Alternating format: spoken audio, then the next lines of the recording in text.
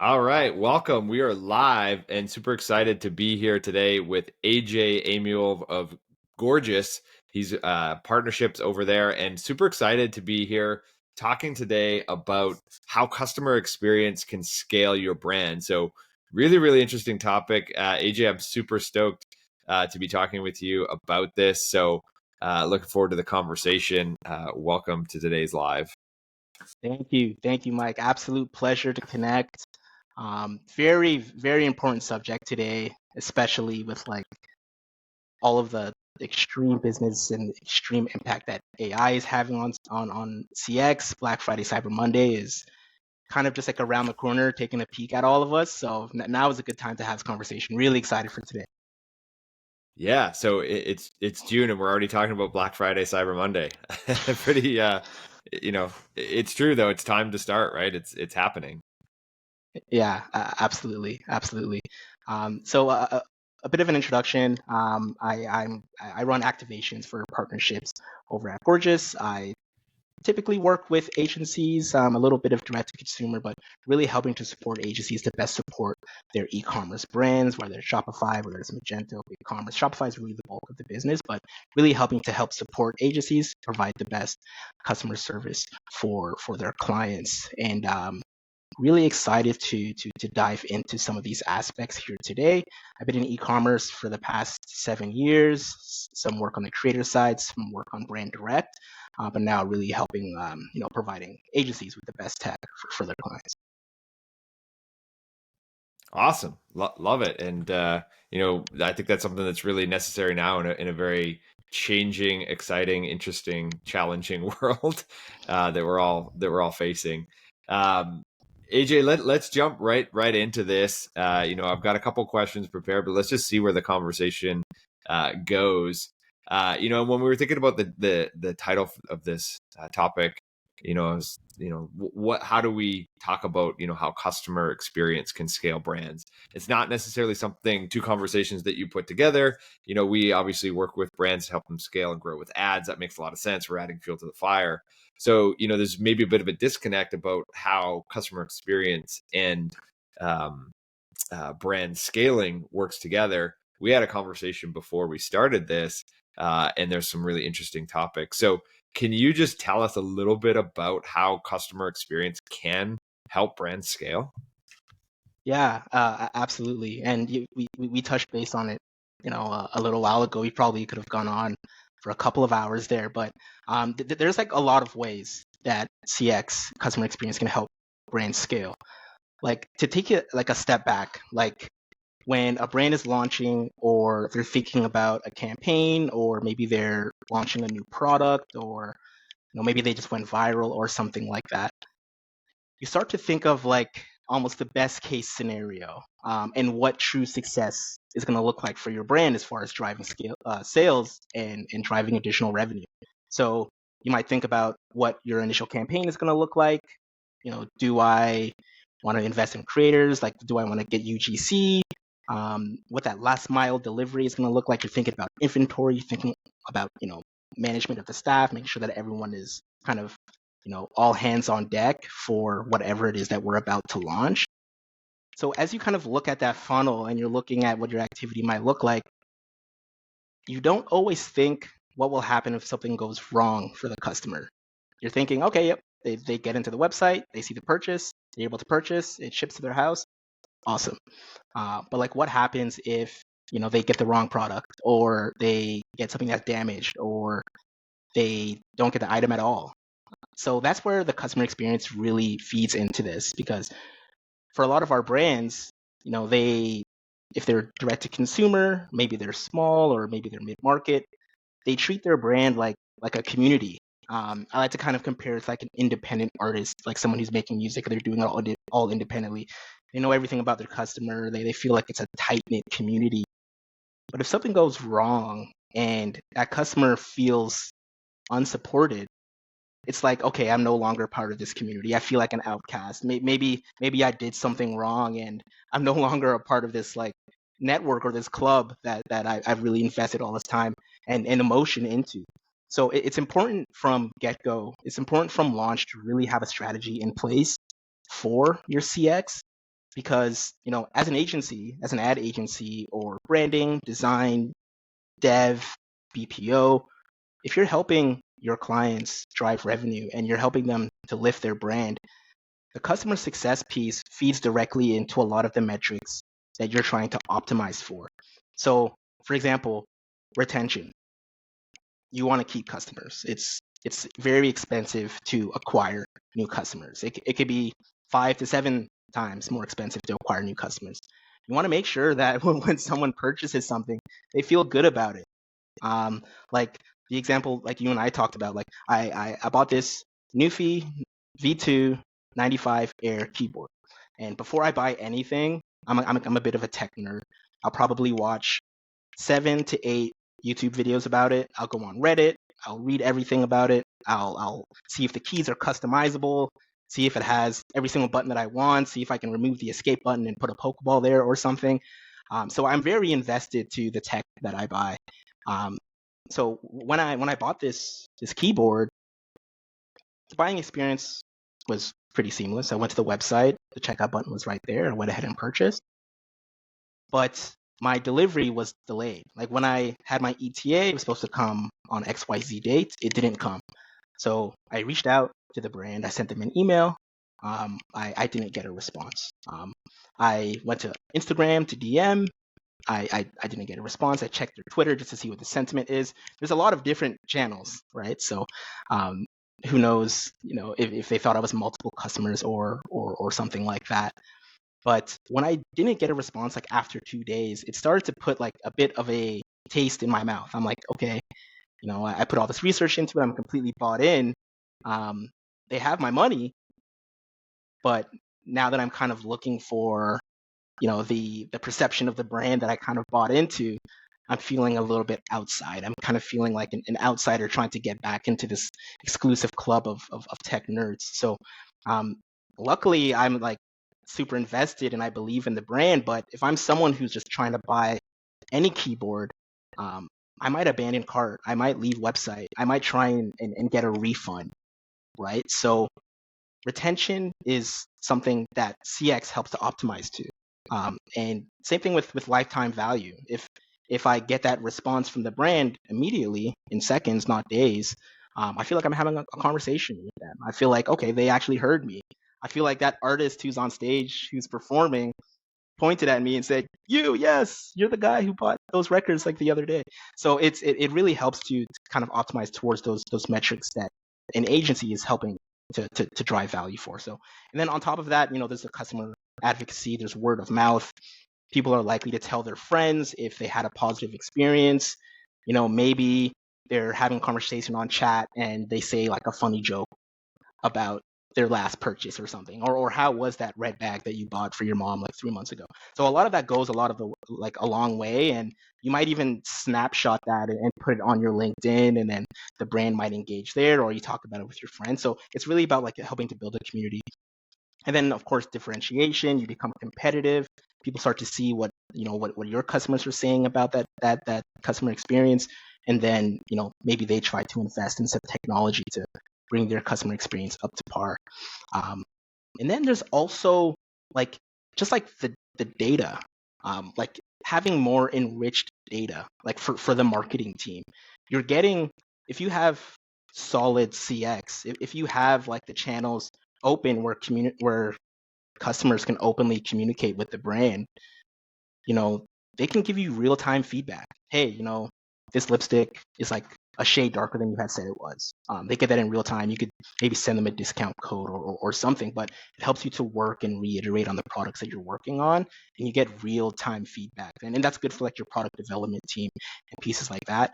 And then of course the additional revenue, right? People, not people, but people think of customer service or CX as a cost center, something that you do after the fact. And that is, it's that in turn, I mean, maybe for a couple of weeks, maybe a month, if you're lucky. But it's something that you need to invest in and optimize and make sure you have a positive experience from get-go. So it's not just a cost center, but something that helps to drive revenue for the brand. 40% of customer questions are before a purchase is made. So like that is vital. You want to make sure that customers are getting answers to those questions off the bat. You don't want to have them leave your website and then Google the question and then maybe get another suggestion, and then you're relying on SEO or something like that. So it's important to take that 40% of all those questions and keep them on website, keep them in your funnel, and help to drive them to a purchase outcome or a conversion outcome or a sign up link or something like that. But that 40% is money. It's money that's left on the table. So you don't want to just think of CX as somewhere as an afterthought or something to just dump, maybe a handful of resources in. You're leaving money on the table.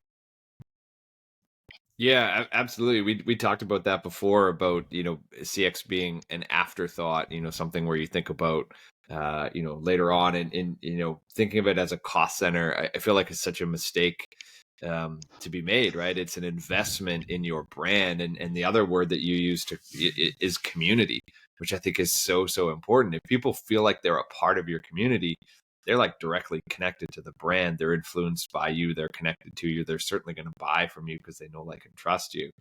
As a guy that's in the ad space, I think about ad performance. And, of course, we think about conversion rate optimization. We think about landing page experience, post-click experience. Where does, customer experience, CX, fit into the ad funnel, and how does it help grow conversions, grow sales, and scale brands with ads? Yeah. Good question. And sometimes, the connection isn't like in your face. Maybe you don't realize it, but it's happening in real time. Like if you're on like, Facebook ads, for example, brands are spending thousands, tens of thousands, hundreds of $1,000s, per month. And that is helping to drive engagement, right? And for example, like I mentioned with the keyboard, I didn't just email the person, I DM them, and then I check their Twitter, and then I check their Facebook. So like you're opening up all of these channels for communication, and you're not realizing that your customers are submitting like support tickets through these channels. So like they're clicking on ads, they're being sent to like a flow, and they're like, really, I just want to ask this brand a question.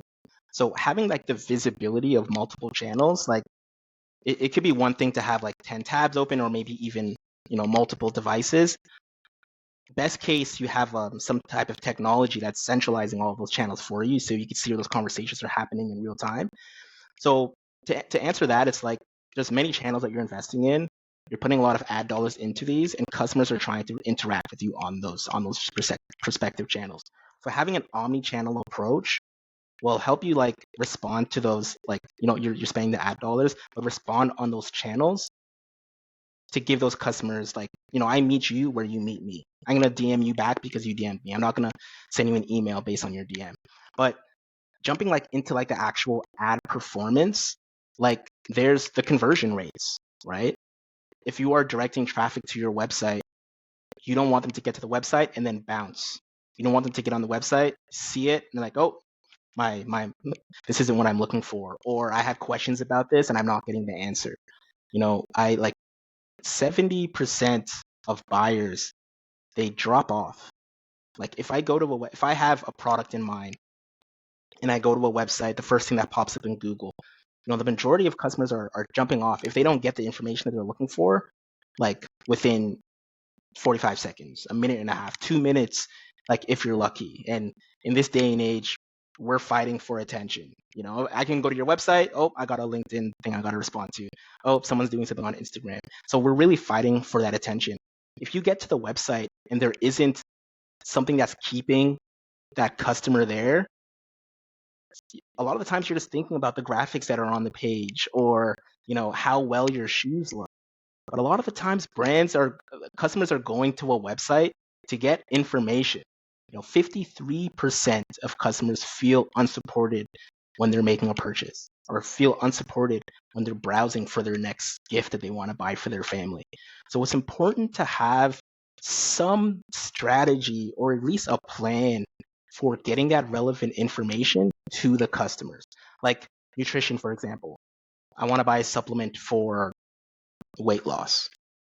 That's a heavy, that's heavy, but like that's a purchase that takes like a lot of research. It takes like, is this going to respond well to my body? Am I going to shed, you know, all this water weight and then put it right back on? So it's important to make sure that those questions, the answers to those questions are readily available on site, because you're trying, as an agency, you're trying to drive engagement and drive traffic to your website. You don't want to be a part of that 70% of the drop off of people who are just clicking in and clicking out. And then from there, you're driving users to your website. They're engaged because of the amazing customer experience. That helps when you're thinking about like building your audiences for like retargeting or building lookalike audiences. All right, these 10, these 1,000, these 500 customers came to my website. They're highly engaged. They're on my website for minutes and minutes and minutes at a time. They're interacting with the chat. They're adding items to their shopping cart.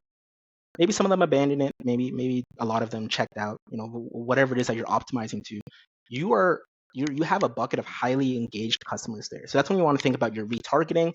Do you retarget them with the item that they spent the most time on? Do you have tracking in place to understand where their mouse is? And when you're building those lookalike audiences, you can retarget them with that information that you've gathered from the time on site. So that's a solid way there to look at it. I think those are probably the best. And then, of course, like the overall customer satisfaction.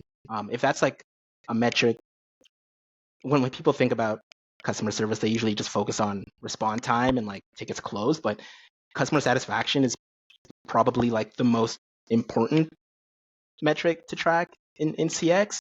So if you have a solid CSAT score, that's what we call it, CSAT. That's amazing. That reflects on marketing. That reflects on branding, and CX is what's actually helping to drive that in the background. Right. Yeah, one of the points that you made there, I think this is really important. And as someone who's sending traffic to a website, we don't want them to leave. So if they can get all of their answers on site, that's so much better. One of the things that maybe this is me specifically, but when I go to a site, and I was just recently looking for some new shoes, and I'm like, oh, I want to see if there's a promo code, and that took me away from the site. I feel like I didn't end up purchasing. It wasn't necessarily because of that, but I didn't find a promo code. It's easy to get distracted, find something else, you move away from it. So if that whole experience can happen within the site and the brand can be helpful to essentially tackle any of the objections that someone might have as they sort of surface through the purchase. Because, for me, it's easy to like look at the shoes, okay, the price, and then you get to the checkout and it's like, oh, shipping plus taxes is like, oh, it's actually going to be this. And then you kind of like, maybe I'll pause for a second here, and then you go away.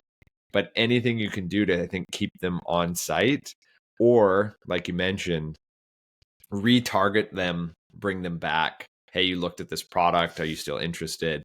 I think that stuff is huge, and actually helps the brand through customer experience be helpful rather than just selling. And I think if you're helpful, you will make more sales. So really, some interesting points there for sure. I'm curious if you can talk about the specific strategies. Like, what does this actually look like in execution? Is it a chatbot? Is it an FAQ page? Is it something more dynamic? What are some of the tactics that are used on sites to provide a strong customer experience? Yeah, for sure. You actually touched on one. It's like the discounts, right? Everyone loves discounts. I love a discount. Like the other day, I was on Uber Eats and I was about to buy some wings. In store is probably $30. On Uber Eats, it was like $70 or something like that. And I actually closed Uber Eats, and it just took my phone and just went, I want a discount code. I want a discount code. I was about to purchase. I abandoned cart, but I want a discount code because I know they're spying on me. Like I know they can hear me somehow. And I opened Uber Eats again, and there it was. It was like a discount code. So it was amazing. Discount codes, they work. But there's also like a bit of like pop-up fatigue. Like if you go to a website and immediately like something hits you, it might like you're probably just gonna exit out. You're probably just gonna close it.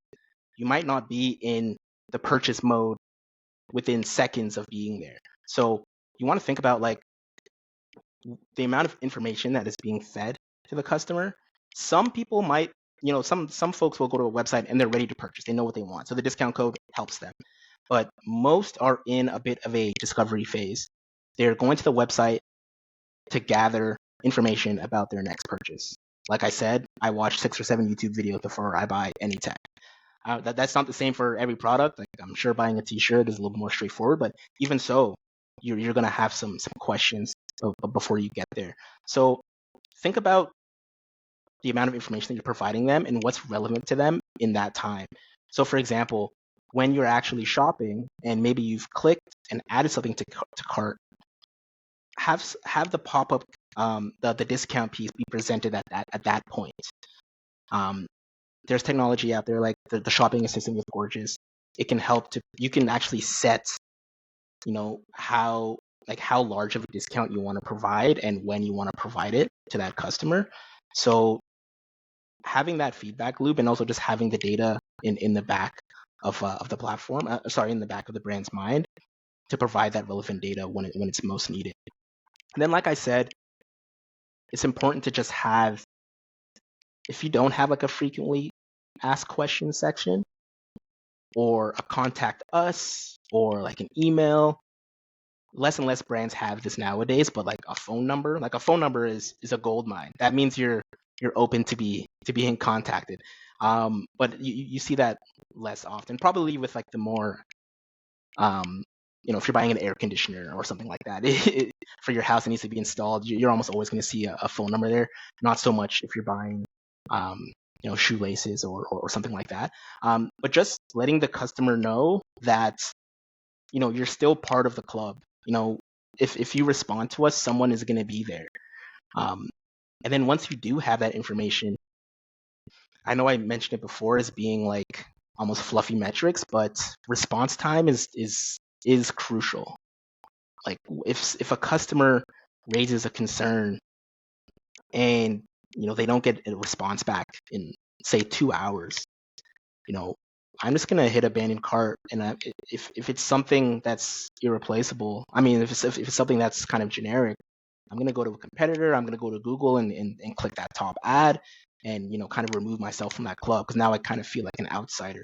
So it's important to meet customers where they are, get them quick answers. Anything over 2 hours is really gonna leave a sour taste. 48 hours is the absolute red zone.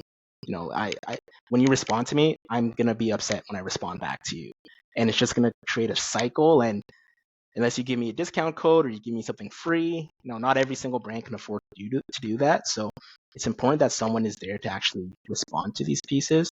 Now, and I also touched on this earlier, but having visibility to all of your channels, like if you don't have like tech to bring it all in one place, like at least have some kind of strategy to understand where your conversations are happening, right? Like a brand may have a social media person. They're obviously going to have like their founder. They're going to have someone on marketing. They're going to have someone on growth, someone to help drive sales. And then customer service might just be spread across all of these. The social media person, they're seeing the DMs that are coming in the inbox, right? People are saying hi, people are saying this is great, but people are also saying, where's my order? Can you send me the tracking information? So you want to have visibility into all of those channels. A lot of brands are integrating WhatsApp nowadays. Is that WhatsApp? Is it on the desktop? Is it next to your email? Or is it all in one place? Gorgias helps to centralize all of these pieces. That's why I'm kind of emphasizing this. It's important to understand those conversations that are happening. So you don't want to get a DM from someone and then respond to them on email. Hey, I saw your DM here. The customer's going to be like, hey, I've never checked this email before. I only put my email address in there because you asked for it. I would have put my Instagram handle if I could, because honestly, I made this purchase on Instagram in the first place. So having that omni-channel approach having visibility to all your channels and understanding when those conversations are taking place and meeting the customer where they are. Those are things that brands could probably do a better job on. And then, I work for an AI company. AI is everywhere. It's 2015. If you're not trying to implement AI in some capacity, you might feel like a little bit behind. But there's also, like, I don't want to say over automation or the over reliance on AI. AI is great and you want to use it as much as you can, but there are situations where a person needs to jump in. You don't want the AI to be going in a constant loop. It's important to customize the AI to have like specific handoff parameters. Like, if this conversation is, ongoing and they're not getting a resolution in 3 or 4 comments, like handoff. Or if this is about specific user information, let's get someone involved here. So, 40% of all tickets is where's my order. So the AI is going to make an impact. But there are conversations, especially like when it comes to like VIP customers and people who have spent, thousands of dollars on your website. There are situations where a person should probably jump in. So those are kind of the tidbits I throw out.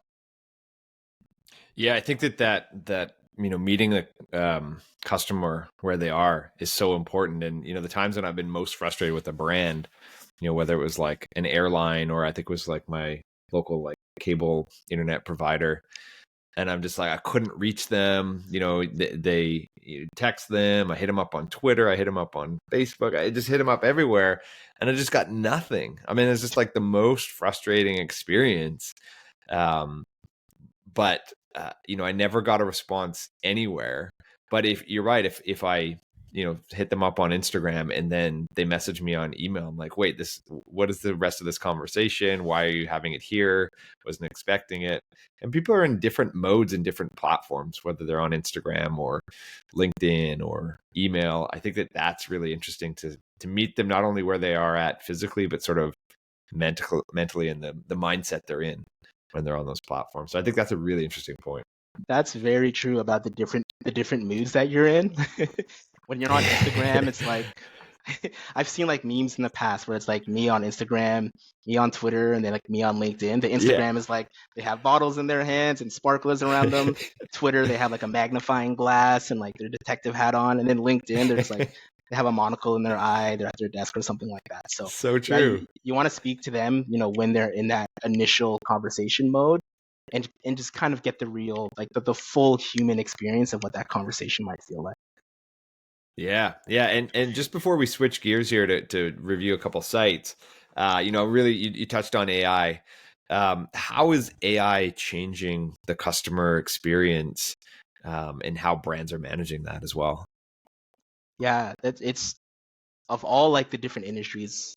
I mean, everyone's been impacted heavily by AI, but customer service really is where we're seeing a lot of optimization, like a lot of time back in the brand's hands to kind of focus on, I don't want to say more important, but things that need a little bit more nurturing, a little bit more of a human touch. So right off the bat is the automation, right? You're able to automate a lot of these conversations. As I mentioned, 40% of all customer questions post-purchase is where's my order? If you have like a huge flash sale and you ship out thousands of orders, for every 10 orders, you could probably expect a conversation. 40% of those are going to be where's my order? So right there, 40% of like your workload could be automated. On top of that is the response time, right? You don't have to worry about response time if you have an AI that is responding to emails or responding to chat inquiries. Customers are getting the feedback, they're getting their solutions and answers in minutes at most. A lot of times it's seconds. 2 minutes maybe on like if it's like a super in-depth question, but like the 24/7 availability goes a long way. Brands are global, their customers are all over the place. So the whole team might be asleep, whereas in another time zone, they're all ready to buy. So just having that someone available at all times, it helps to optimize towards your customer satisfaction. It's helping to optimize towards time on site engagement, lifetime value, after purchase. So of course those are a no-brainer. Scalability is a big one. Headcount, some brands are thinking, Black Friday is coming around the corner. Maybe I need to outsource some of this CX, or if it's a smaller brand, I need to bring my cousin and her niece on board to answer some of these, Wismo questions. It can save you additional like headcount if you're helping to automate a lot of those inquiries. And then from there, it's like making sure that you're still keeping the brand's tone alive. Like you're still keeping the brand's overall like vibe, you know? You don't want like every conversation to have like 10 M dashes and like a bunch of like three variable sentences. You want to speak the way that the brand speaks. So being able to customize the output that's coming out, being able to, for example, use slang or use emojis.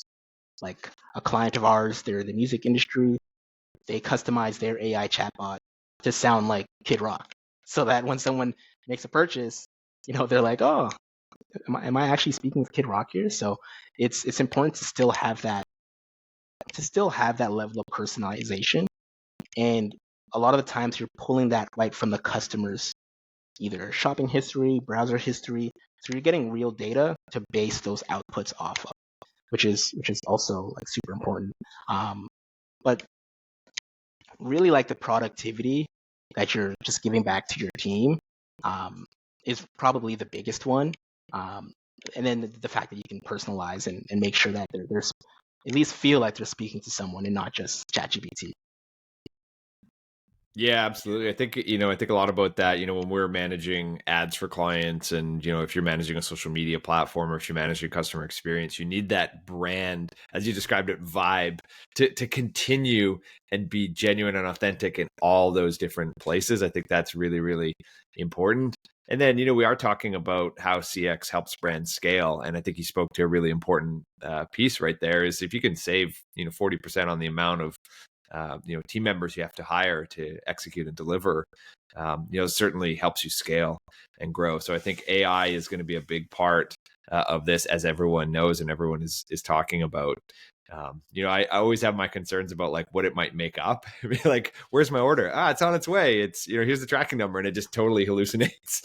Obviously that's not going to be a great experience, but I'm sure there's ways to tie that in and put some guardrails in place so that it does provide the correct information. But what a huge opportunity for brands right now to utilize AI in a lot of ways, but specifically the ones you outlined there. So appreciate that. I wanna touch on the hallucination piece, because like kind of like the .com boom, when internet came out, people were like hesitant to use this. Like I'm gonna send an email, like where do I send this? Where do I put the stamp? Like how do they know it's gonna be from me?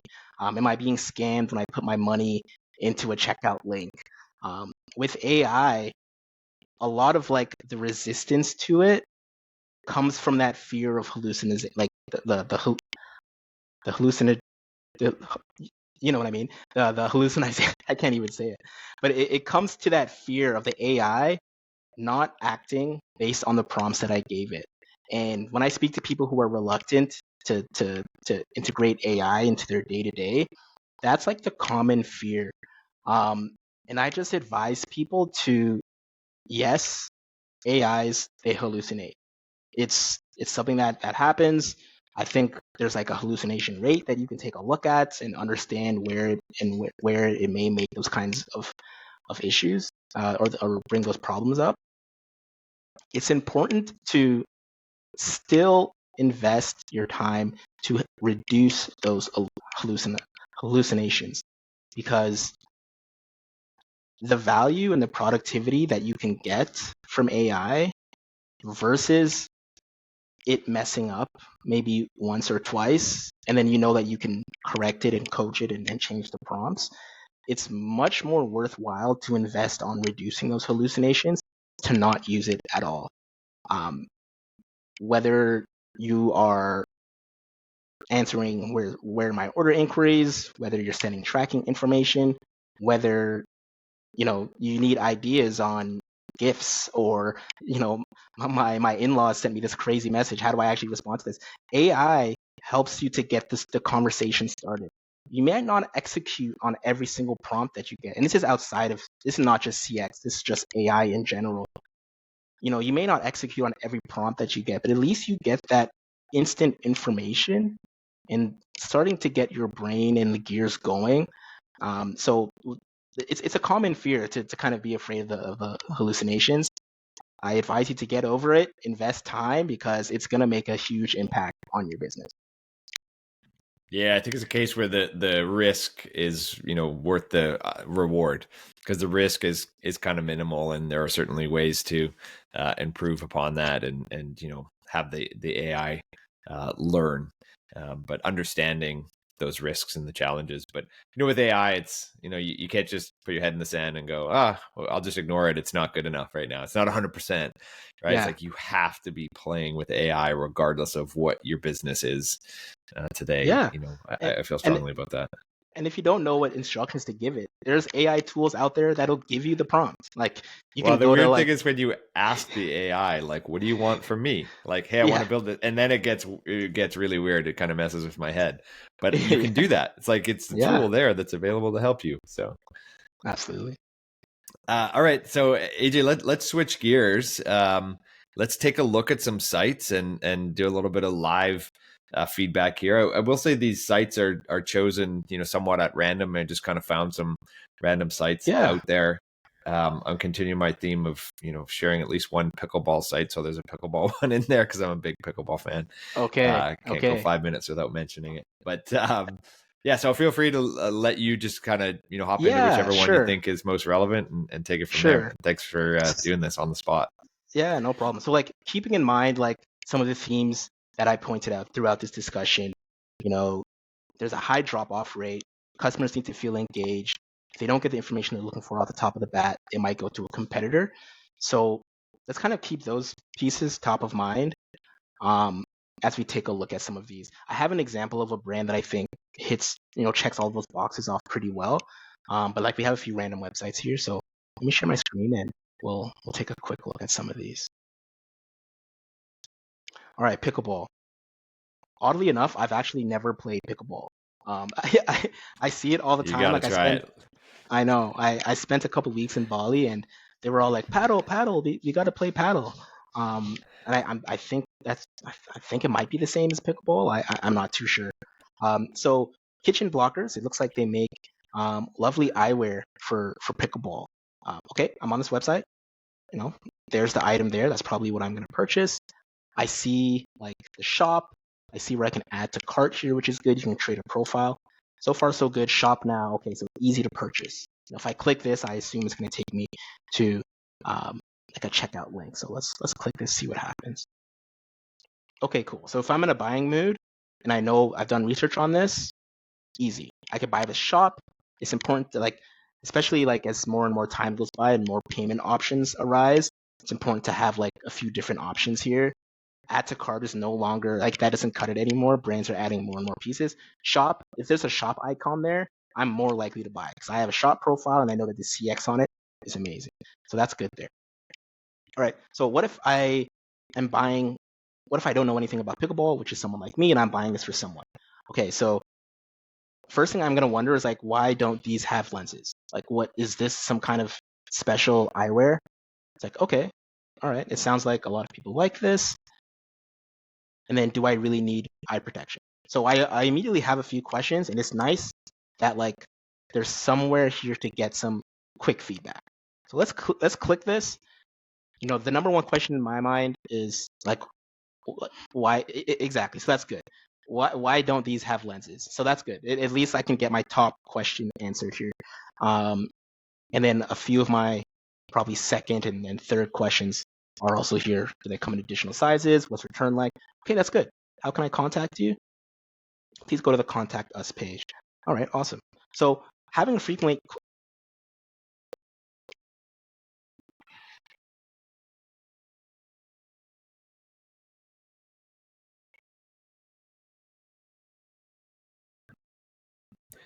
All right, looks like we lost AJ there, so let's just hang tight and see if he'll pop back in and continue talking a little bit about kitchen blockers and their experience there. So sorry about that.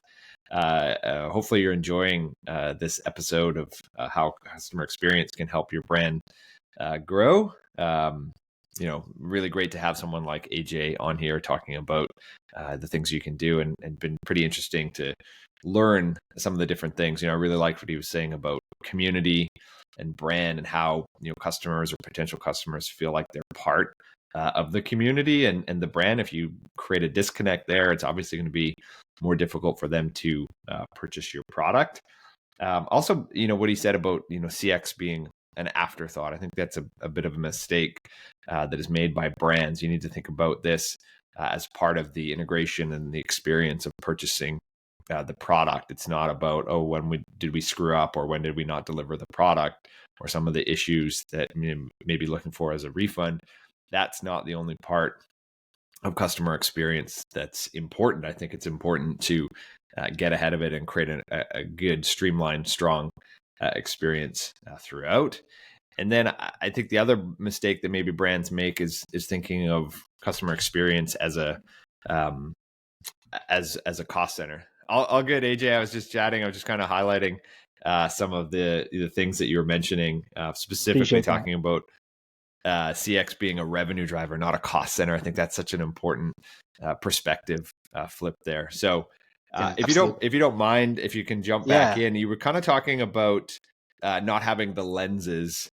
I'll just state as a pickleballer, the reason people don't like the lenses is that they feel like it kind of interferes with their play.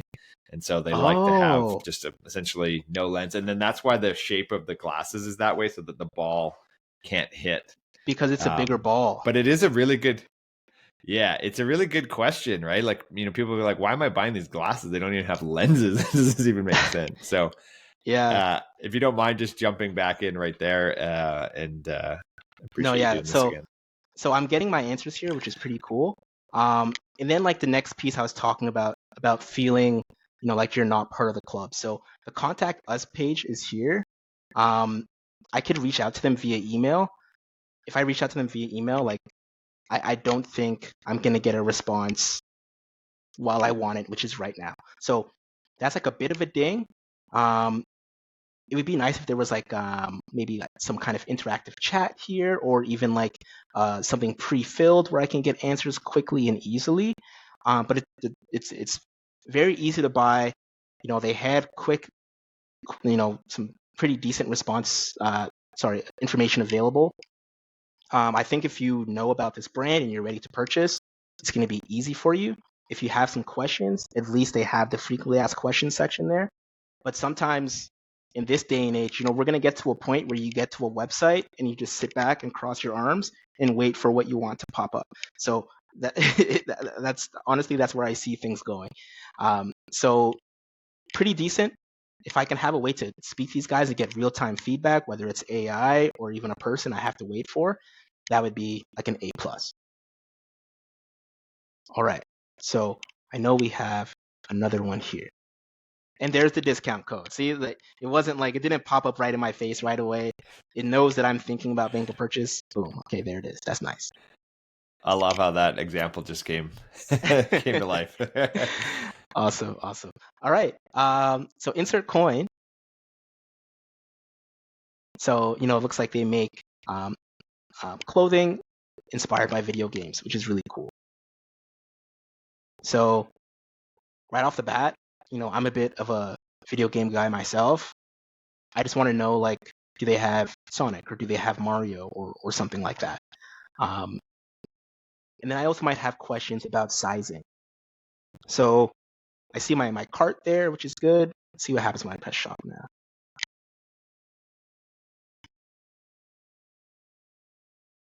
All right, cool. Solid product catalog. Looks like they have some good discounts.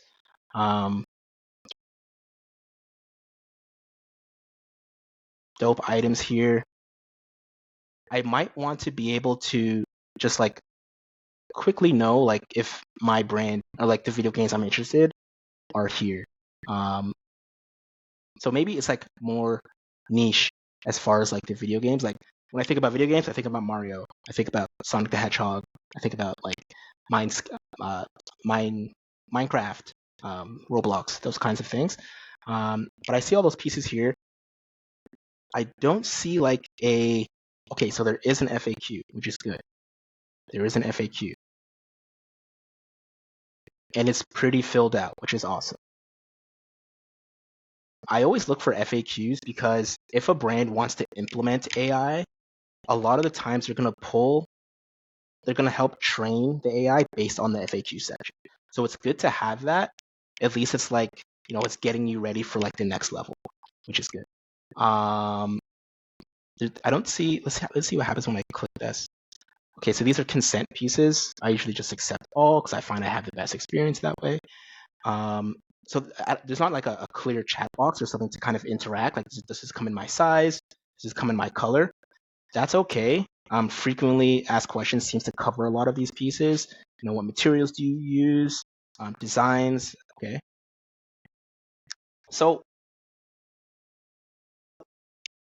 it's good. I'd like to see a little bit like some information pop up, like on the side, like if I need help or if I want to see what kind of size this comes in, something that I could interact with them in real time, because there's not like a help me. Like I still feel just like a little bit unsupported here, but you can certainly subscribe for their newsletter, which is good. When I hit contact, let's see where it brings me. Okay, so like they're letting us know, hey, we're a small team here. We're gonna do our best to get back to you. Okay, so if something goes wrong here, like hopefully your shipping details and everything is completely right, because you might not get like the answers like within 2 days, but they're being upfront about that. Like they're letting you know that, hey, this is kind of the deal here. We do our best to get back to you if things are out of stock. This is where you could do it. So at least they're providing some proactive knowledge here, which is good. If you want to do a refund or something like that, you go here. Okay, no, all right, it's pretty good. Ideally, I don't want to have to look too hard for this information. I want to kind of pop up at me, which is good. I spoke about pop-up fatigue, but there like 70% of people drop off if they don't find the information they're looking for right away. I didn't see Mario here. I might just go on the Nintendo website to try and make a purchase. All right, let's take a look. What are your thoughts on the like abundance of choice? I mean, I guess with something like this, you're probably looking for a specific game. You're like, I want a hoodie. Maybe you just go and buy it. But there was one page there where it just seemed like you were scrolling indefinitely, and I feel like that's difficult. And then the other thing is the header bar that they've got up there. It offers like a discount, but it's so blended into the navigation that it's almost missed. I think it's like 3 for 2 3 for t-shirts. 2. Yeah, to me, this, like when I saw this 3 for 2, it makes me think that that's the name of the brand. Honestly, it didn't strike me as a discount. It struck me as, oh, this is 3 for 2 t-shirts.com. So just like, there's Sonic. There he is. So like I get it that they're providing a discount here. When you go to the product catalog, it shows what items are discounted, so that's good. We talked about like the abundance of items. So as I think these people know their audience rather well. If you are into like gaming, video games, usually you don't just have one, you have an abundance of them. And like if you like Street Fighter or you like Pokemon, when I got into Pokemon, there was 150, and I think every year they add another 150. So I'd like to buy something for every single Pokemon. So maybe like that's their approach here. Like more is better. Just given who my audience is. A lot of times, if you like kind of think of like a gamer's room, behind them, there's like 1,000 things behind them. Their room kind of looks like a museum. So I wouldn't say it's a negative here, but I know what you're getting at for sure. Cool stuff though. Resident Evil, I love it. And then we also have EcoCat. So this is like just like from branding. Like I'm already just gonna spend a little bit more time on site because of this deep gaze that this lovely cat is giving me with her beautiful blue eyes. So this is solid here. Pets are like your children or your siblings, or they're their family. So this is like super. Every pet purchase that's not like a toy or something is like super important. And it's also has like an emotional um an emotional aspect tied to it. So this is like kitty litter here.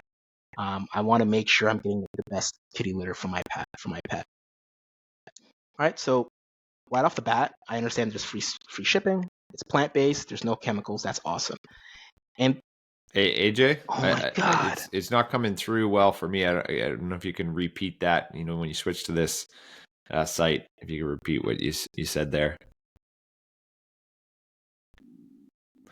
All right, looks like we're having some tech difficulties here. Apologies for that. Looking forward to seeing what AJ has to say about eco cat litter when we do come back up. So sorry about that. Other things that oh, here we go. I think he's coming right back in. Yes, here we go. Sorry sorry about about that. that. Really AJ, apologize. it kind of cut out when you started to talk about the site there. You opened up Echo Cat Litter, and then it Yes. got all scrambly. So if you don't mind jumping back into that. Yeah, sorry for the technical difficulties here, guys. I'm not sure what the issue is, but I was just saying that pets are like an extension of your family, and it's an emotional purchase. When you're buying anything for them, that's not just like a toy or something like that.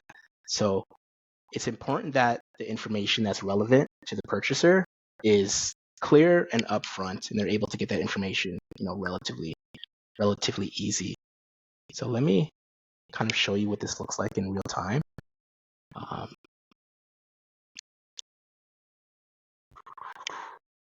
just trying to share my screen here.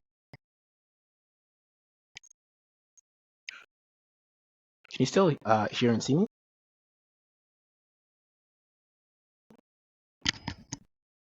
All right. Apologies again. Having some tech difficulties. Hopefully, we can get AJ back up and give us a quick review of Echo I think I might Litter, have Litter lost you there.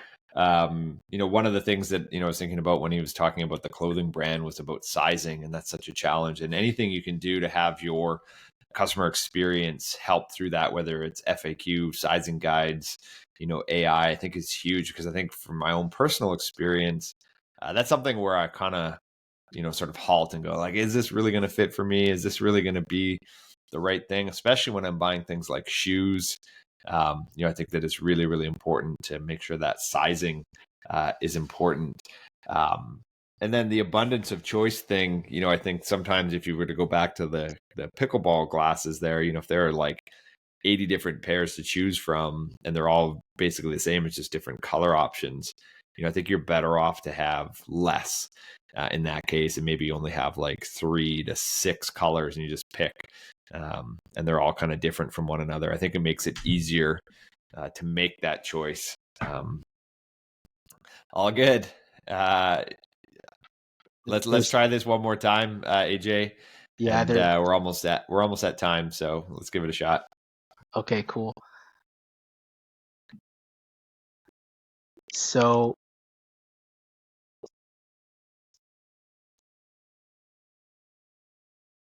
here we go. Perfect. So like I said, I'm already engaged. If I have a cat, this is like the most beautiful cat you'll probably ever. I'm not really. I don't know too much about cats, but this cat has me. So definitely some more time spent on the site there. I want to make sure that this is like something that's not going to hurt my cat. So I know right off the bat, they're giving me information right off the bat. It's odorless, it's clean, how it compares. So like this is awesome. This is awesome because you're gonna have a ton of questions. I never purchased kitty litter, but I know that you want it to be scent free and you don't want it to make a mess. So it sounds like it's ticking a lot of those questions right off the bat. So I'm getting a lot of information here. So this is really good. I'm able to subscribe. If I want to transition to something else, it looks like it's pretty seamless. Pictures of the product. All right. Unfortunately, we're having some real tech issues here, so we're almost at time. So I'm just going to wrap it up there. Apologies for those issues. I think AJ communicated most of the different ways that you can grow your brand with CX, specifically about thinking about community and brand, thinking about that omni-channel experience and meeting, customers where they're at. And then just generally helping people feel more comfortable as they check out and go through the process. So thanks so much to AJ from the Gorgias team. If you're interested in checking out Gorgias, you can visit their site at gorgias.com. That's GORGIAS. So AJ's coming back in. Let's see if we can kind of close things out. Okay. But appreciate your So time, I don't think I can share AJ. my screen. All good. I was just kind of wrapping things up there. I think we'll finish it up there. I think you took us through 2 sites successfully there. I'm not sure what happened. But I was trying to wrap things up and let people know where to find Gorgias, but I'll let you do that as well. Maybe talk a little bit about Gorgias and what people can learn and how they can connect with the Gorgias brand as well. Absolutely, absolutely. Thank you so much for having me. I guess when it comes to sharing your screen, even though it's something you do every day, sometimes it can give you some unexpected surprises, but we persevere. So my name's AJ. I work for Gorgias, which is the #1 rated help desk for e-commerce brands. We work with Shopify mainly. That makes up the bulk of our customers, as well as Magento, BigCommerce, WooCommerce, as well as a handful of others. On LinkedIn, I'm AJ Amiel. So just A.J, actually just AJ, Amiel. Please reach out if you're an agency looking for support for your clients. I'm here to help. If you're a brand who's looking to optimize, please reach out to me. I can help connect you to someone on our team to really help optimize and add AI to your overall CX workflow. Awesome. Well, AJ, I really appreciate your time today. I think there's a lot of really great insights that we learned along the way. I know I certainly learned more. And so hopefully people will reach out to you on LinkedIn. You're much easier to find than myself. I'm like being John Smith, being Mike Williams. There's many of us out there, but you can always find JetAds and find Mike Williams through JetAds as well. But thanks again. And thanks to the audience for tuning in. Apologies for any of the tech issues, but sometimes that happens when you're doing live events. I think we got the core of what we wanted to share with you today to help you grow and scale with CX, and a really interesting topic today. So thanks again, and we hope to see you all soon. And big shout out to AJ again for sharing his time. Thank you. Bye for now.